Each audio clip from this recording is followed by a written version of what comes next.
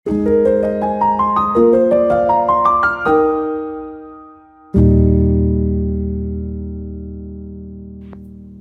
Bapak Ibu, bagaimana kabar Anda hari ini? Semoga kita semua masih dapat menikmati suka dan duka yang silih berganti mampir di tengah kehidupan kita.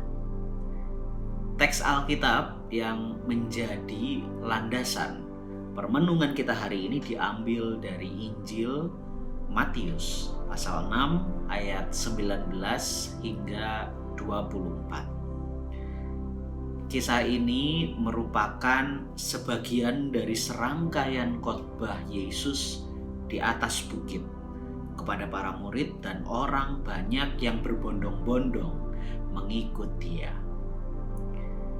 Secara khusus pada bagian ini, penginjil Matius mencatat nasihat Yesus tentang bagaimana semestinya orang-orang percaya memandang harta mereka. Harta bagi masyarakat Yahudi adalah salah satu hal yang penting. Harta merupakan hal penting karena harta bisa menentukan status sosial seseorang. Makin banyak harta yang dimiliki oleh seseorang, maka makin tinggi pula status sosialnya di tengah masyarakat.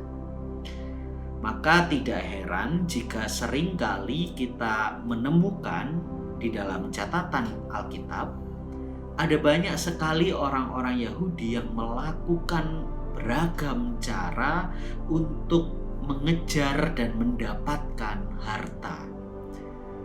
Mereka tidak lagi mampu mengendalikan harta, namun justru harta yang mengendalikan kehidupan mereka.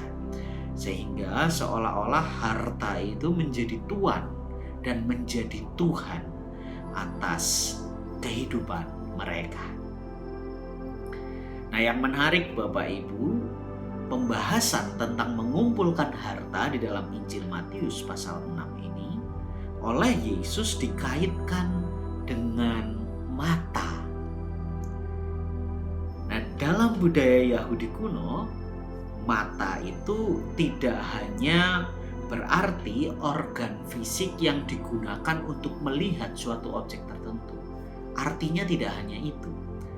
Mata juga merupakan simbol pemahaman, simbol fokus batin dan arah hidup seseorang.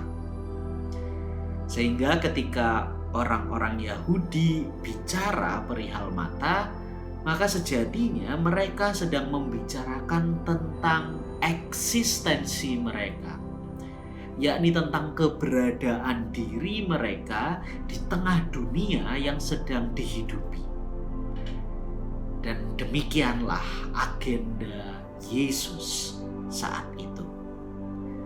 Yesus sebenarnya tidak hanya sedang berbicara tentang harta, tapi jauh lebih dalam dari itu, Tuhan Yesus ingin mengingatkan orang-orang banyak yang berkomitmen mengikut Dia untuk mempertanyakan kembali bagaimana eksistensi mereka setelah memutuskan untuk mengikut Yesus.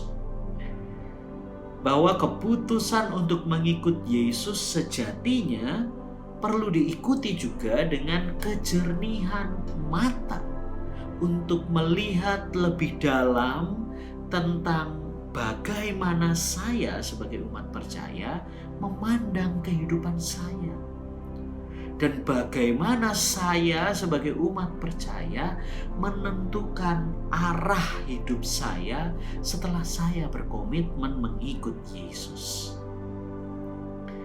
Itulah kenapa Yesus mengatakan di dalam Injil Matius pasal 6 bahwa mata adalah pelita tubuh.